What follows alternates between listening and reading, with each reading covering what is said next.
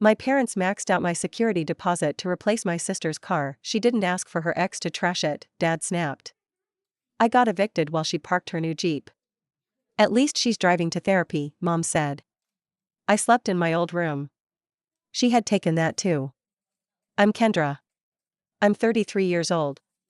I've lived in Chicago for about a decade now. Up until last year, I had a decent little apartment in Evanston. 1 bedroom, 4th floor, nothing fancy, but it had charm. Big windows, hardwood floors, a kitchen just big enough for one person to dance in while cooking. I loved that place. I worked 2 jobs, part-time at a catering company, and night shifts as a front desk clerk at a boutique hotel downtown. It was exhausting, but it kept me afloat, independent, and in control. My younger sister, Delaney, is 31. We were close when we were little, but things changed as we got older. Delaney always had a flair for drama, a talent for chaos that somehow got interpreted as sensitive or creative. When she cried, the world bent to comfort her. When I struggled, I got a "you'll figure it out." She moved back in with our parents in Highland Park 2 years ago after a messy breakup.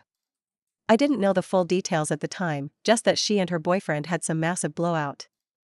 I knew from my mother's voice, urgent, always hushed and a little ashamed over the phone, that it was bad. Then I heard her car was vandalized, completely trashed. Keyed, windows broken, tire slashed. Apparently, the boyfriend had lost it. He wasn't arrested. Somehow, it just passed. Delaney was, understandably, a wreck. Our parents responded by bringing her home, coddling her, and doing everything short of wrapping her in bubble wrap. I didn't judge her for that. What happened to her sucked. And if she needed help, okay, she's family. But then I got a call from my landlord. She told me my rent hadn't gone through for 2 months. That she had already used my security deposit to cover the shortfall. That I had until Friday to get out. I thought it had to be a mistake. Rent was auto-paid from my checking account. I logged in and saw what I never expected: my security deposit account was empty. My checking account had weird activity. I called my bank. That's when I found out something I hadn't thought about in years. My father, Michael, had been a joint holder on that account when I opened it at 22, when I was nervous about renting my first place, and he offered to help manage things if anything came up. I never removed him. I forgot he even had access. But there it was. A withdrawal for the exact amount of my security deposit, made out to M. Landon Auto, a used car dealership out in Lake County. It was like my breath stopped. I confronted him that night. Drove out to Highland Park and rang the doorbell like I wasn't his daughter, like I was a debt collector. He opened the door and barely looked surprised. "You're here early," was all he said. "I got evicted," I replied. "Someone took my deposit money." "Did you use it?" He rubbed his jaw and stepped aside. No apology. No explanation. Just, Delaney needed a car. I stood there blinking. "You used my money?" He finally looked at me and snapped, "She didn't ask for her ex to trash it." "What did you want her to do, walk to therapy?" I turned to my mother, who was sitting on the living room sofa like she was watching it all play out on a stage. "You knew about this?" She sighed, set down her mug, and said, "At least she's driving to therapy. You can always bounce back, Kendra." It was that moment, more than the eviction, more than the bank statements, that cracked something inside me. That tone. Like I was the backup child. Like I'd be fine because I always was. I didn't have anywhere to go. My best friend Keisha had just moved in with her fiancé into a small 1-bedroom in Logan Square. No space. My other friends were either out of state or juggling their own problems. I had no partner, no savings thanks to my stolen deposit, and nothing but a suitcase of clothes and a few boxes of kitchen stuff sitting in the hallway of my old apartment waiting to be claimed before the locks changed. I had to go back to my parents' house.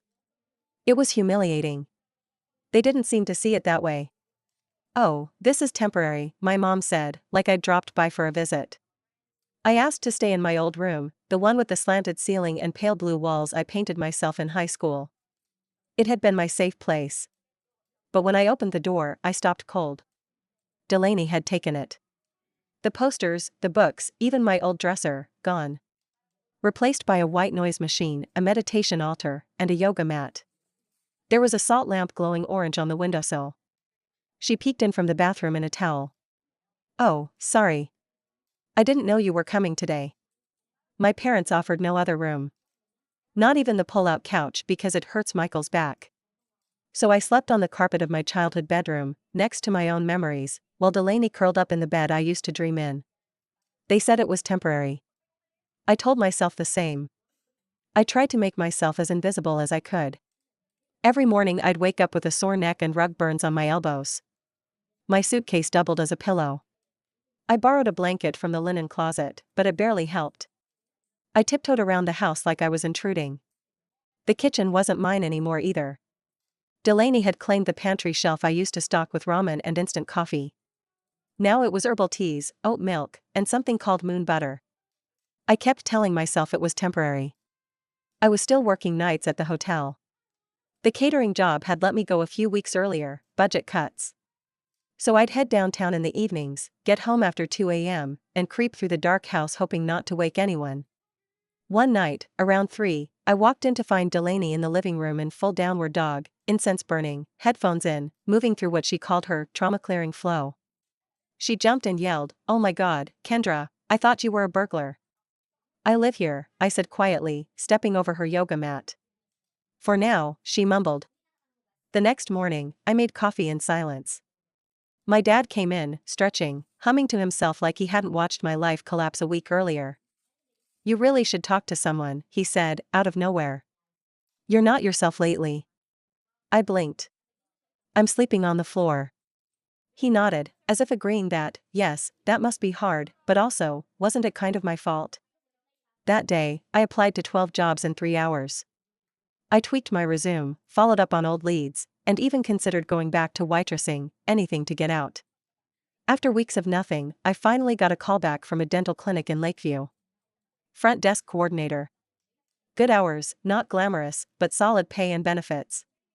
The interview went well.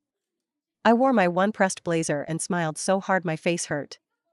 A week later, they called, I had the job. $21 an hour, with full insurance after 90 days. I cried in the Target parking lot. All I needed now was a place. I found a tiny studio in Uptown, basement unit, but clean, close to the red line, and available now. The landlord was nice, and said she'd hold it if I could put down the first month's rent and a $900 move-in fee. I swallowed and told her I'd call her back. Because I didn't have it. I had just enough in my checking to cover maybe half of it. The rest had been in my deposit account. The account they drained. My parents. My dad. I took a deep breath, practiced the conversation in my head like I was preparing for war, and went downstairs to find them watching Jeopardy! "I need the deposit money back," I said, standing by the TV. My mother hit mute. "I got a job. I found an apartment. I just need $1,500 to move in." They stared at me like I'd asked them for a kidney. My father spoke first. "You're serious?" "Yes. We don't have that. You took it from me." He shifted in his recliner. "Delaney needed a car. You weren't using it." "I was using it. That money was for emergencies. She was in one." I turned to my mother. "Mom? Can you help me, please?" She sighed, like she was the one who had been wronged. "We thought you'd bounce back quicker." The anger that burned through me was quiet. Cold. It wasn't yelling, or crying, or breaking things. It was a weight, sitting in my stomach. I left the room. I didn't say goodbye. The next day, I begged Keisha to let me crash with her and her fiancé for just 2 weeks. She said yes, bless her soul, even though their place was small and their engagement was already under stress. I worked my night shifts. I started a dental job. I carried a duffel bag with me everywhere and slept on their fold-out chair in the living room. I pretended I was fine. At work, I smiled until my face ached. Took patient calls. Managed insurance paperwork. Laughed at the dentist's terrible jokes. On weekends, I visited apartments, riding the train with a notebook and printed listings. I found another place, a little more expensive, but I was done waiting. I took it. I moved in 2 weeks later with a loan from Keisha's fiancé, who handed me the check like he was giving me an organ. "We'll figure it out later," he said. One day, about a month after I moved in, my father showed up at the clinic. It was surreal. He walked in like he'd been there before, asked for me at the front desk. I came out, startled and unsure if I should be angry or afraid or just numb. He held out an envelope.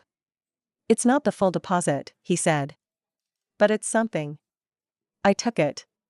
$1,500. Cash. Not a word written on it. No apology, just money. I looked up at him. What changed? He looked older somehow. "Your mom's been saying you hate us." "I don't hate you," I said. "I just can't live in a house where I don't matter." He didn't argue. Just nodded. I handed the envelope back. "I'm not taking this." He looked stunned. "Why not?" "Because I'm not your safety net. I'm not your second choice. And you don't get to write a check and make this go away." His hands trembled slightly as he took the envelope back. He didn't try again. A week after that surprise visit from my dad, I got a text from Delaney. "Hey. Heard Dad come by. Hope things are okay. Can we talk soon?" I stared at it for a long time. There was no apology. Not even a hint that she understood what had happened to me, what had been taken. Just a vague offer to talk. Like we were old friends trying to reconnect after a summer apart, not sisters who had just lived through a mess where one of us got tossed under a bus and the other got a brand new Jeep. I didn't answer. She tried again a few days later. "I'm in a better place now. Therapy is really helping.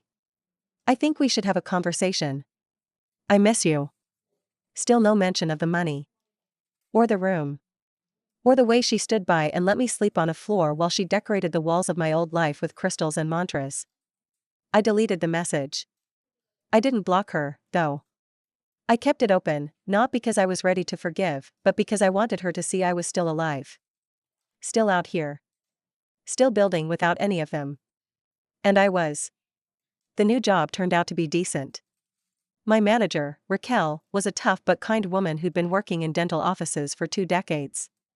She taught me the ropes, handed me extra hours, and even brought me home-cooked food a few times when I stayed late to help her reorganize the files.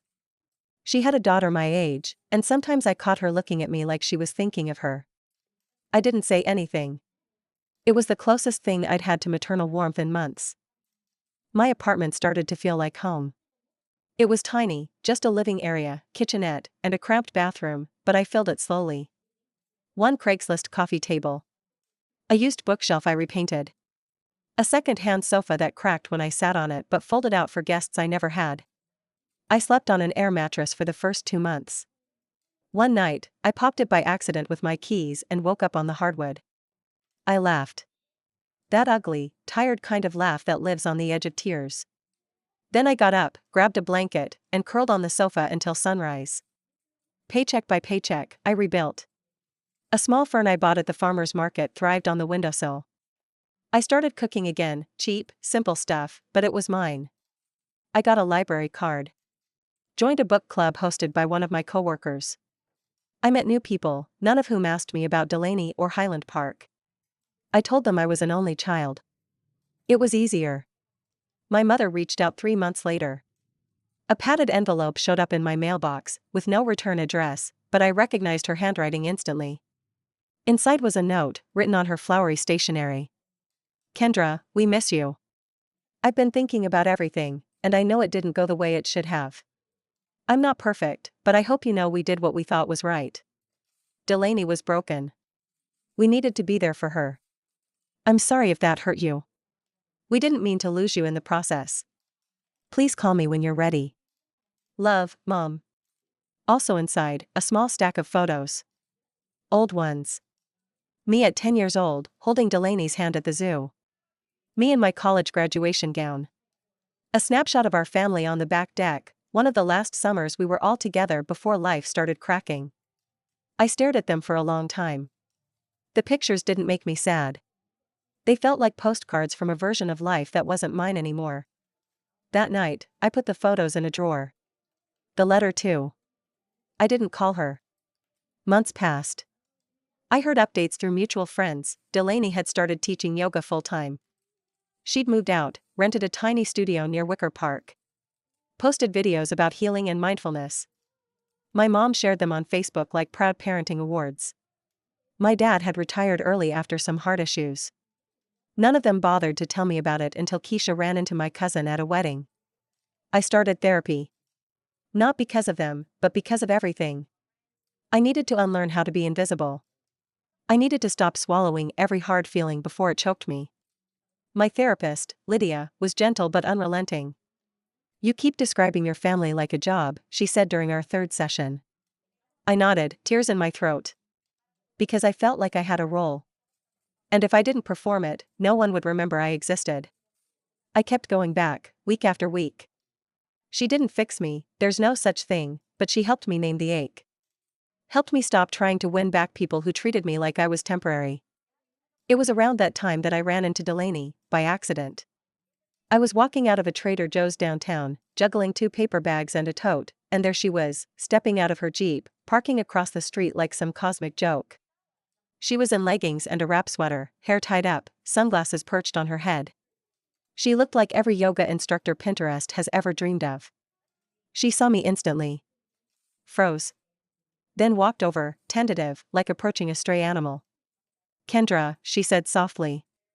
"Wow, hey." I nodded. "You look good." "So do you." A pause. The kind that stretches just a bit too long.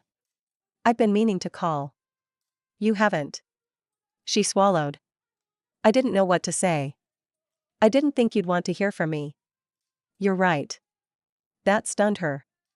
She blinked, then smiled, that sad little smile she always pulled when things didn't go her way, but she wanted you to feel bad for her anyway. "I'm really sorry. I know what happened wasn't okay." I adjusted my bag. "You slept in my bed while I slept on the floor. You watched them take my money and said nothing. I don't care how broken you were. You didn't care what it cost me." She didn't argue. Just stood there, tears starting to rise. I saw her lip tremble. The familiar cracks forming in her voice. But I didn't step in. "Not this time." "I have groceries," I said. "I have to go." I walked away. A week after running into Delaney, I got another message from her. "I understand if you never want to talk again. But for what it's worth, I'm working on myself. I'm really, truly sorry for everything." I didn't see it then. I do now. I didn't answer. Not because I hadn't hurt her, but because I no longer needed her to say it. That part of me, the one waiting for acknowledgement or even just fairness, had burned out. I wasn't angry anymore. I was just done. And that was when I realized I was finally, truly free. But it didn't mean I was finished. I took a slow revenge.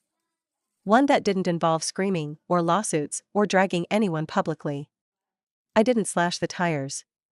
I didn't write Facebook posts. I didn't torch bridges. Instead, I did something far more dangerous to people like my parents and Delaney. I lived visibly and well, without them. It started with a blog. I'd always enjoyed writing, but I'd never taken it seriously. One day, at Raquel's urging, I wrote a piece about growing up as the responsible child, about how caretaking becomes currency in families, and how some kids are raised to give while others are taught to receive. It blew up. People shared it. Comment. "Thank you." One woman messaged me to say she had sobbed reading it because she thought no one else knew what it felt like to be quietly erased. I wrote more. Short essays. Personal pieces. Raw, honest, sometimes funny. I started a newsletter. Before long, I had thousands of subscribers. Some were therapists. Some were fellow daughters turned floor sleepers. Some were just people who needed to know they weren't crazy. Then came the podcast invite. Then a piece republished in a major online magazine. And then, a book deal. When the advance came through, I cried. Not because of the money, though yes, it was more than I'd seen in my life, but because of what it meant. My story mattered. I mattered. I took a small piece of that advance and booked a weekend at a cabin in Door County. Alone. No internet. No phone. Just me, a fire pit, and the first draft of my book. On the way there, I made one detour. My parents' house. I hadn't been back since the day I left with my suitcase. I didn't go in. I didn't knock. Instead, I opened the mailbox and left a copy of the magazine that had republished my essay, the one titled, "When Being the Responsible Daughter Means Sleeping on the Floor While Your Sister Drives Away in Your Future." I highlighted one line: "You can't teach people to value you. But you can stop teaching them that they don't have to." I didn't sign it. They'd know. The fallout took a few days. First came the call from my mother. I didn't answer. She left a message. "Kendra, I read your article. I didn't know it hurt you that much. I thought we were doing our best. I never meant to make you feel forgotten." Then an email from my father. "I'm not good at words. But I'm proud of you. You always were the strong one. I'm sorry we took advantage of that." I still didn't respond. I didn't want apologies anymore. I wanted accountability. I wanted them to sit with what they had done, not rush to fix it with phone calls and guilt. So I sent one final email. Subject: a few things from Kendra to Mom, Dad. Hi. I got your messages. I don't hate you. But I don't trust you. What happened last year wasn't a misunderstanding. It was a choice. You chose Delaney's crisis over my stability. You chose to help her at my expense. You watched me unravel and told me I'd bounce back. You were right, I did. But not because of anything you did. I rebuilt alone. And now that I'm back on solid ground, I'm choosing myself. That means I'm taking space. It means I won't be visiting for the holidays. It means I won't be staying in a house where I'm only welcome when someone else needs a scapegoat. I wish you both peace. I hope Delaney continues to heal. But I'm not coming back. Not this time. It's been almost 2 years now. The book came out last fall. Did modestly well. I did a few interviews. Even got invited to a panel on family estrangement and emotional labor. My therapist came to one of the readings. We cried together afterward. I bought a Real bed. A couch that doesn't creak. A desk where I write every morning with a cup of strong coffee and sunlight pouring through the windows. I adopted a dog, a little rescue mutt named Poppy. She follows me around like a shadow and snores like a freight train. I love her more than I thought possible. I still live alone.